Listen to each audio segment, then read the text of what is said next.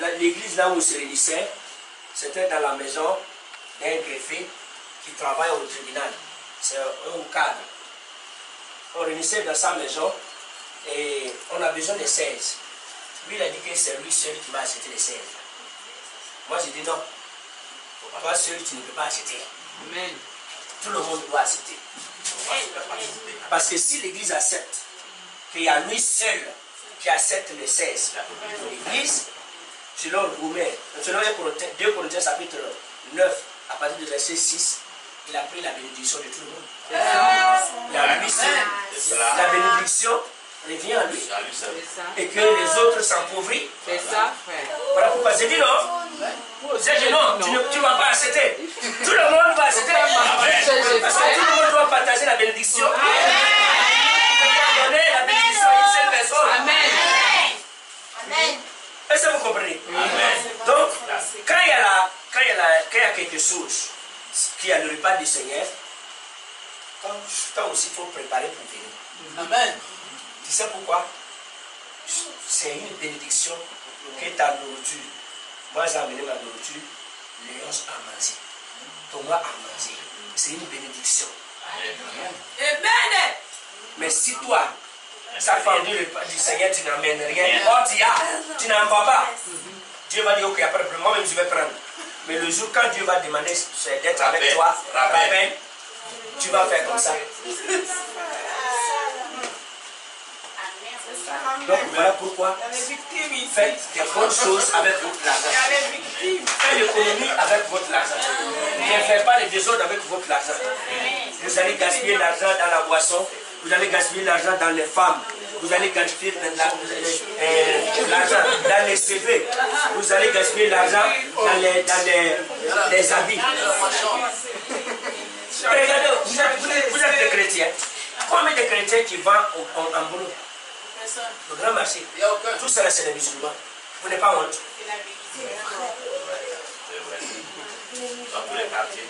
Regardez, quand on compte les immeubles qui sont à Libreville, quand vous allez regarder les immeubles des rails qui sont nombrés, quand on regarde les jolies maisons, c'est eux qui ont pris tout. Parce que eux, ils sont dans la solidarité, ils se donnent des conseils. Quelqu'un peut quitter là-bas, au Mali, il vient ici, pauvre. Ils vont s'attendre pour ouvrir la boutique, eux lui donner des conseils. Il est là seulement, il s'habille, n'importe quoi, et un peu. Mais l'argent.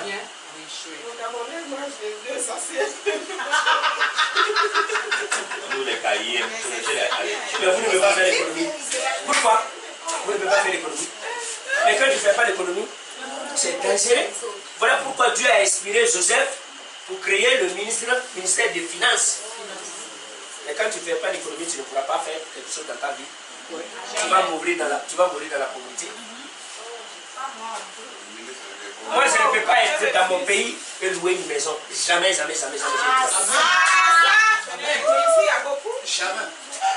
Dans mon pays. Là où mes camarades, là où je suis né, eux aussi ils ont grandi. Ils ont des maisons.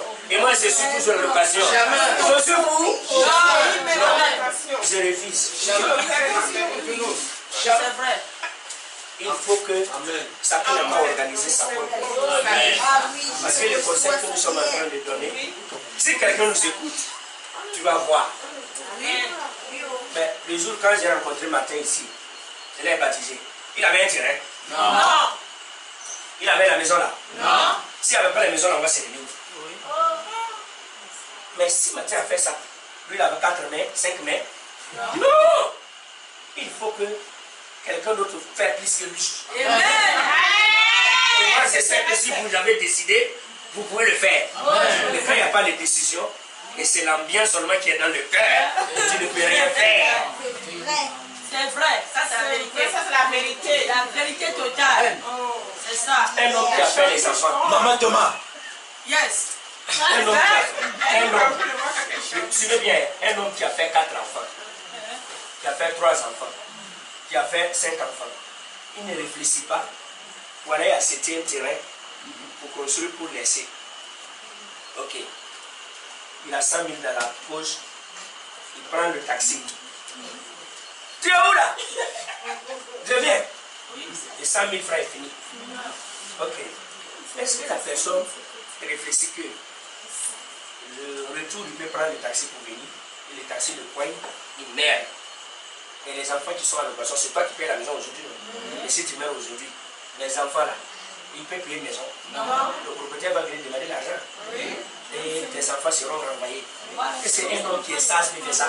Non. Non. Amen. Amen. Mais quand quelqu'un réfléchit, il fait de bonnes choses. Oui.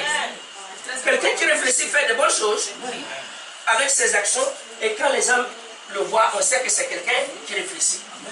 Mais si chaque fois nous sommes dans l'ambiance, chaque fois nous sommes dans la boisson, chaque fois nous sommes en tout, seulement, et on dit que non, la loi est abolie. La loi est abolie. Quand les gens vous regardent là, quand il y a des certaines personnes que le Saint-Esprit passe pour vous presser, mais vous ne faites pas attention. Faites attention que vous allez parler la parole de Dieu à quelqu'un. Quand tu lui parles, il va te regarder. La dîme est abolie. Ah bon? C'est à quoi de la dîme que tu es comme ça?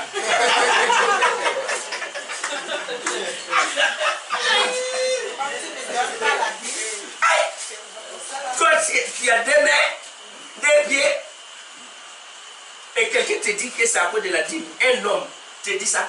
Tu ne vois pas qu'il y a problème? Il est en train de te minimiser ta personne.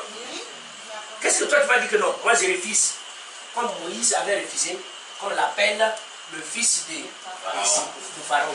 Vous aussi, vous devez refuser, on vous minimise, on vous traite comme les vauriens. Amen. Amen. Si Hugo va à l'école, dans sa tête, il ne pense pas à réussir pour devenir un grand cadre, pour s'occuper de grand poste. Il est bête. Il est bête. Jésus est bon.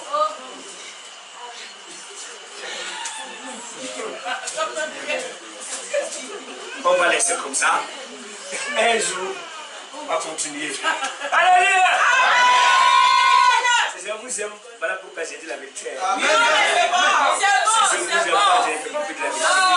Mais la vérité, quand même, ça rougit les yeux, mais ça ne cache pas les yeux. Ça rougit vraiment les yeux. Ça rougit vraiment les yeux. Les yeux sont rouges. Mais ça ne casse pas. Ça ne casse pas. Demain, quand je vais revenir à Libreville, on va voir le changement. Changement. C'est ça. Même aujourd'hui, on va avoir un grand changement. Il y aura un grand changement parce que vous devez rendre témoignage que depuis que j'ai rencontré la vérité, je ne vous dis pas le mensonge. Fable. Je ne raconte pas des histoires. Non, non. Si vous pensez que l'église là où nous sommes là, c'est des gens qui ne vaut rien, c'est n'importe quoi, vous vous séduisez vous-même. Dans cette vérité, il y a des milliardaires dedans. Amen. Dans cette vérité, il y a des puissants dedans. Amen. Dans cette vérité, il y a tout dedans. J'ai rencontré des gens qui n'ont même pas encore acheté le terrain. Aujourd'hui, ils ont des états. Amen. Donc, les conseils que je suis en train de vous dire, si vous les pratiquez, vous verrez un grand changement dans votre vie. Amen. Ça, c'est que quand vous m'avez envoyé la lettre de levier, si Mathieu ne m'avait pas appelé, je ne pouvais pas être là. Parce que moi, je pensais que l'invitation là, c'était un mardi. C'est tellement des choses, des autres choses à gérer, des choses physiques, des choses spirituelles. Nous, on travaille. À Bongana, on a commencé l'investissement. Même à Libreville, on peut investir. On peut faire l'investissement. On a beaucoup de choses. On a des taxis qui roulent. L'argent qu'on met dans l'œuvre, ce n'est pas petit. L'argent qu'on met dans l'œuvre, si on vous explique, et si vous voyez, si vous venez, vous voyez, vous allez savoir que ce n'est pas amusement. Ce n'est pas un homme comme ça qui dort, il se lève le matin comme ça pour dire que je vais aller prêcher l'évangile. Vous avez vu combien de millions que j'ai investi à Libreville ici? Vous pensez que c'est combien? Quand je suis venu là, j'ai pris l'argent, c'est vous? Non. Hein? C'est vous qui m'avez payé le billet? Non. Je suis arrivé, je n'ai pas parlé à la RTZN. Et les deux chaînes. J'ai parlé aussi à TV Mbiri. Radio Télévision Mbiri. Donc, nous on prend le temps, on s'organise. Il faut que vous organisez aussi. Amen. Si vous ne pouvez pas organiser, vous pensez que le budget c'est dormir seulement et faire la comédie et dormir, c'est pas bien. Et Dieu a mis le frère Gaspard, ou bien il a mis Jean-Marie, il a mis la sœur Carole, il a mis la sœur quoi? Angélique. Hein? La sœur quoi? Le frère David. Dieu les a mis là. Peut-être c'est pour aider Thomas. Thomas et David. David aide Angèle. Angèle aide Angélique. Angélique aide Carole. C'est comme ça que Dieu nous a mis. Donc voilà pourquoi j'ai besoin de ma soeur. Ma soeur a besoin de moi. J'ai besoin de Gaspard. Gaspard a besoin de moi. C'est comme ça qu'on doit vivre. Amen. Si on vit dans les désordres, tu trouves l'argent, toi tu travailles, tu gagnes l'argent. 1 an, 2 ans, tu calcules l'argent que tu as dépensé, tu as vu dans ta vie, c'est beaucoup. Mais tu ne peux même pas trouver 500 000 dans ta poche. Quelle honte! Aïe!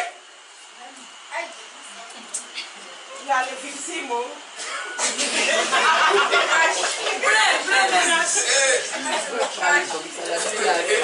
Frère, organisez votre vie. Je vais vous donner un homme, un économiste. Un homme qui travaille. Il dit qu'il va construire l'étage. Qu'est-ce qu'il a fait? S'il trouve l'argent, il accepte 2 paquets de ciment, il dépose. Il prend quelqu'un, il fait le brique, il dépose. Il dépose le brique, il dépose, les briques sont debout. Les gens disent, mais toi tu fais le brique, tu déposes. Tu ne construis pas. Il avait une idée. Il va aller, il va voir la porte, il va fabriquer les portes, il dépose. Il part, il a 7 tôles, il dépose. Comme David avait fait. Aïe! Mais pour construire le temple de Jérusalem, comme ce que le frère a dit, vous savez, avant que Salomon puisse construire ce temple, vous savez que Salomon a pris l'or pour faire le carreau. Salomon a pris l'or pour faire la dalle. Salomon a pris l'or pour faire les vêtements de mur. David, c'est David qui a organisé ça. Organisé. Un peu. Maintenant, quand David est mort, son fils est venu, tous les matériaux sont là. Et quand il a démarré, en même temps, c'est fini. Un homme qui a réfléchi pour dire que je veux construire l'étage, mais il accepte les choses un peu. Des années, il réalise maintenant son rêve. Mais si tu trouves 100 000, tu gaspilles ça aujourd'hui. Tu trouves 200 000, tu gaspilles ça aujourd'hui. Tu trouves 100 000, 300 000, tu gaspilles ça aujourd'hui. Avec Fanta, avec Rosalie. Avec Christine. Tu vas aller là-bas pour dire, donne-moi mon argent, ils vont donner. Ils vont dire, le vieux quoi là, quitte ici. Moi, je vais faire le tour. Hein? Ah bon, regardez mes soeurs.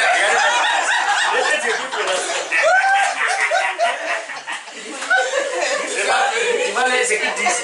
Qui t'a appelé? Qu'est-ce que tu vas accepter, on va te dire qui t'a appelé? Jamais. C'est le fils. Jamais. Que le Seigneur Jésus-Christ soit avec vous. Que chacun le cap commence à organiser la vie. Parce que la fausseté vous a montré comment il faut donner l'argent. Il ne vous a pas appris de faire l'économie. Chaque personne, même si tu es une bonne, tu travailles dans la maison de quelqu'un, si tu es organisé, tu peux faire quelque chose de bon. Amen. Toi, tu ne peux pas dire aujourd'hui, toi tu es bonne, tu travailles dans la maison de quelqu'un, les gens crient sur toi. Si tu es intelligent, un an, parce qu'il y a des bonnes qui ont travaillé, ils ont gardé l'argent un peu. Après, ils ont ouvert la boutique. Aujourd'hui, c'est rempli et ils sont devenus patrons. Personne ne peut les crier sur eux à part. C'est quelqu'un qui réfléchit. Mais si tu es bonne, après avoir fini, vous allez. Tout. Tu prends tout, tu mets.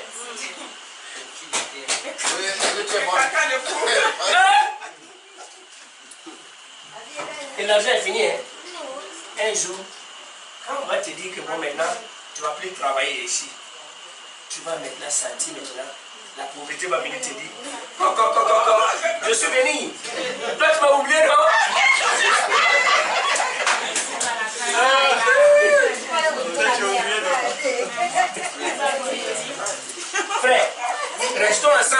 et travailler ensemble, exhortant les uns les autres pour que chacun, notre vie soit avancée.